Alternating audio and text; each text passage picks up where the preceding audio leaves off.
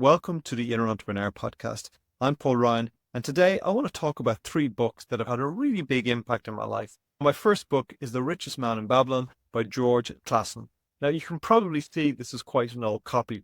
This book was originally published in 1926, and this copy is from 1988, and it's been well read, and you can see the small writing in the pages, so it's quite an old copy of a book. But it's a wonderful book. I was a young man and I first read this. Obviously, I wanted to be rich. I was living in Ireland in the 80s, and there was certainly a lot of struggle and a lot of scarcity mindset. So a lot of people who believed they were destined never to have that much. And I was trying to break out of that. And then I came across this wonderful book, and it really changed my thinking. And it made me realize and understand that there's a structure, there's a process to becoming wealthy. And mostly the difference between the wealthy and the not so wealthy is that the wealthy understand and apply this process. And the process is not complicated at all. And what's most interesting now, almost 100 years after this book was first published, was that the essential truths of this book remain absolutely the same as they did 100 years. So this book is a series of parables set in ancient Babylon, where a wealthy man, the richest man in Babylon, tells the stories of how he accumulated wealth over his life. And what's really, really interesting is almost 100 years later, those basic principles, those basic rules that allow someone to become wealthy haven't changed. And those simple rules are to save at least 10% of your income, to live below your means and budget and what you're spending. Once you've done that, to start moving to making your money work for you, to start investing and spending your money so you're no longer working for money and money is working for you. And of course, to have patience and to give yourself time to let your wealth grow and your investment grow. So there are treasures in this book, and I'm literally just giving you the highlight. But as a young man, those lessons really landed with me. And I knew that I wasn't going to get rich overnight. I knew it was something I would have to apply myself to over a decade. But I knew I would have to be saving some of my money if I wanted to ever become wealthy. I knew I would have to learn investment. I knew I would have to learn how to make money work for me. I knew I would have to be careful what I spent, and I knew I would have to be patient, that most people acquire wealth over decades, not days, weeks, months, and years. And for a young man, that was such a valuable lesson to learn. And now, decades later, when I'm no longer such a young man, but I'm living the benefits of having adopted these principles and taken them into my life. And it's not that I haven't learned so much more over the years about wealth and investment, but the principles in this book have remained true. Now, it reminds me of a story I heard a number of years ago about a very talented piano player who was sent to a very well-revered piano teacher to help him take his piano playing to the next level. Obviously, a very, very talented young man. So he arrives for his first lesson with the new teacher and puts his hand on the keys, and the teacher stops him. So all the piano teacher does for the first number of lessons is teach him to sit properly at the piano, to have his posture correct, to have his hands rested correctly, and does not allow this very talented young student to play, to demonstrate his ability at all. He just teaches him to sit. Now, of course, the young student is annoyed by this because he wants to demonstrate just how good he is.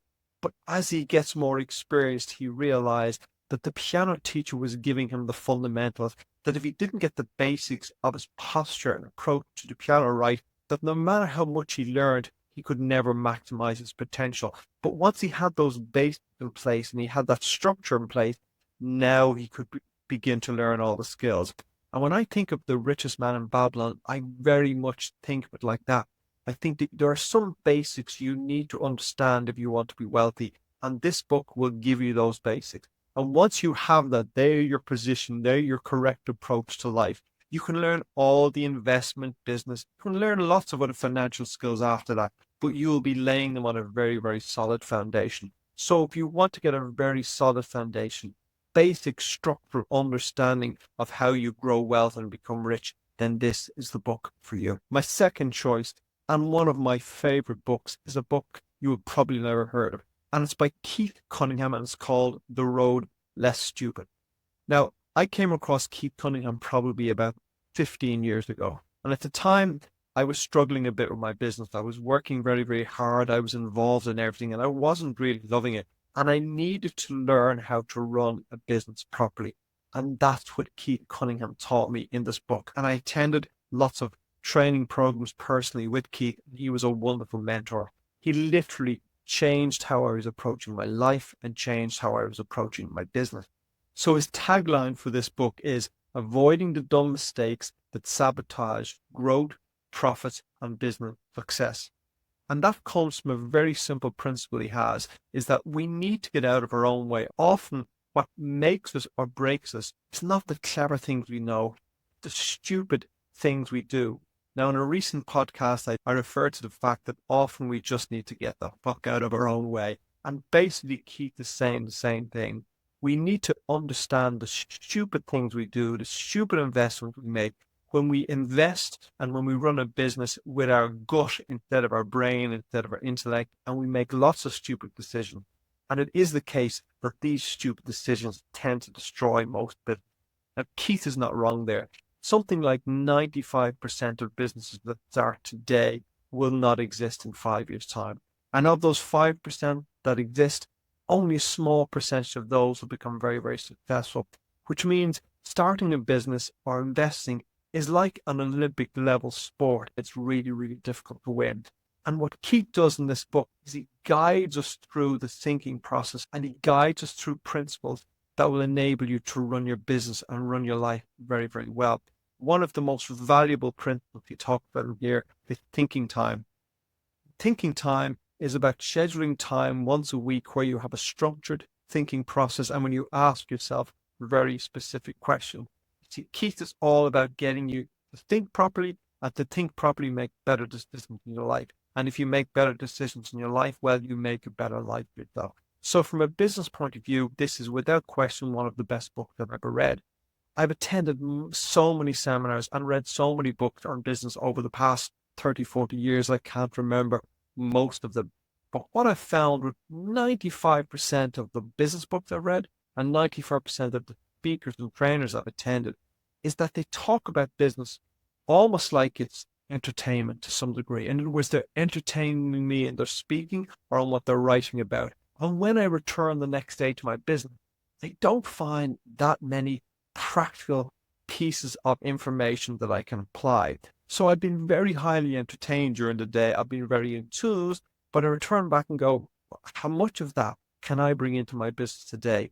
And what first struck me 15 years ago when I met Keith Cunningham and I sat in a room with him, listening to him talk, was it was just like listening to a wise old business mentor, someone who had been in the trenches. Everything he spoke of was practical, real lived advice. I found myself writing and writing and writing, noting so many things that I could take back and implement into my life and into my business the next day. It helped me solve real life business problems, not just theory, not just ideas. So if you run a business, particularly if you have some employees, this book is absolutely the best book you can read. And my final book is the most recent of all books, called The Unwavering Power of Focus by Dandapani. So The Unwavering Power of Focus was recommended to me only last year. I've been interested in wealth, I've been interested in business, but I've also been interested in the inner world, our inner growth, which is why this podcast is called The Inner Entrepreneur. And for over 40 years now, I've had a daily meditation practice. So I've had a huge amount of study and learning and trained as a meditation teacher. I've been in India on a number of occasions studying meditation. So when the book was recommended to me, I was initially kind of thinking, I've covered a lot of this material already. Could there be anything new? It wasn't so much that Dandapani spoke in a way that I hadn't heard before. It was that he communicated the message and the lesson so clearly that I understood them in a way I hadn't understood them before. Dandapani was, maybe still is, a Hindu priest. So maybe there's this lineage of teaching there, but there's wonderful knowledge and it was communicated in a wonderful way. It's called The Unwavering Power of Focus because the principal theme is that our focus is our energy, our focus is our power. And in this world, our focus tends to be distracted everywhere. There's so many distractions. And when we're distracted in so many things, we literally are taking our life energy, our focus, and we are spreading it wide. And obviously it is having very little impact because it's spread everywhere. And one of the principal purposes of this book is to help us to train our focus and understand how we can have singular focus on the things that really matter to us in life. She gives a wonderful example of how our mind is separate to our awareness or our attention, and how we need to realize this and harness this power. So the example he gives is of you walking into an estate where there's a beautiful mansion, and you ramble up the driveway to this beautiful mansion, and you see this enormous mansion in front of you. As you enter into the mansion and you walk up a beautiful winding staircase, you see that there are thousands of doors ahead of you. This mansion is full of rooms. Now, the person walking up the stairs, observing all of this, is you. It's your awareness, it's your attention, and the mansion is your mind. And in each of those rooms in the mansion are different areas of your mind. And there are areas of your mind that we all have. So that area could be joy, could be anger, could be sadness, could be resentment, could be fear, could be happiness. So our mind is full of all these different rooms. And just like in the mansion, those rooms are always there. Now, when we open the door and enter the room of happiness and it closes behind us, all we experience is happiness. Our senses, our thoughts, our emotions, what we see, what we hear, we experience happiness. While we're in that room, our attention, our awareness, our focus is entirely on happiness, and that's what we experience. But we exit that room and walk into the next room, and that room is sadness or irritation or anger. And once we close the door into that room, then that's the part of the mind we're in, and that's what we experience. We experience anger. We see the colors of anger, we hear the sounds of anger, we see the sights of anger, and our reality becomes anger. Just like when we're in the previous room, our reality became happiness. Now, Dandapani is making a very clear point here that all of us have these rooms in our mind, but we are not those rooms and we are not our mind.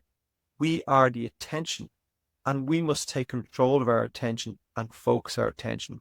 The story is really, really important. Firstly, most people don't make the distinction, and they don't realize that their mind is as their mind is, and it has all these rooms like we all have, but you have the power over your attention, and you can choose to enter the room of sadness and focus on all of the experience of sadness, or you can choose to remove yourself from that place and enter the room of happiness, of joy, and experience all the experiences of happiness and joy.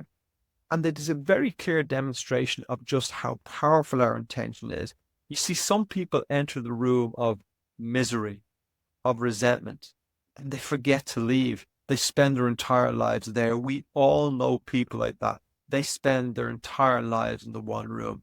They have forgotten anything else exists, and this room becomes their life. They have forgotten they're in a place of the mind called resentment, called anger, and they are allowing their awareness to stay there. And the training is, the understanding is that we take control and we recognize that our awareness enters these rooms and we can remove our attention and take it somewhere else. And in doing that, we realize just how important controlling our attention is. This is a powerful book. It's written beautifully and I really enjoyed it. And although I was aware of all of these things before, some of the stories and how he expressed himself in the book really allowed me to take in some lessons and to deepen my understanding on certain topics. So that's my 3 books that have had enormous impact on me. And the first will teach you about wealth. I think that is a must for anyone who wants to have control over their finance. It's an essential book. The second book, the Keith Cunningham book, is really geared towards the business owner. If you run a business, I think you will not read a better business book, so I highly recommend it. And Dandapani's book, The Unwavering Power of Focus, that is for everyone, because the quality of your life is going to follow where the quality of your attention is. And if you're spending your life in the joyful, optimistic, hopeful, happy rooms of your mind, you're going to have a very different life experience than if you're allowing your attention to remain in those sadness, anger, resentment rooms. So if you read the book, Dandapani explained it beautifully, and I think you also could find it has an enormous impact in your life. So thank you for listening today. I really appreciate it. This is the Inner Entrepreneur Podcast, and I'm Paul Ryan. And if you like the podcast, I really would appreciate if you could like, subscribe, share, and comment. It really helps the show. Until next time, thank you very much.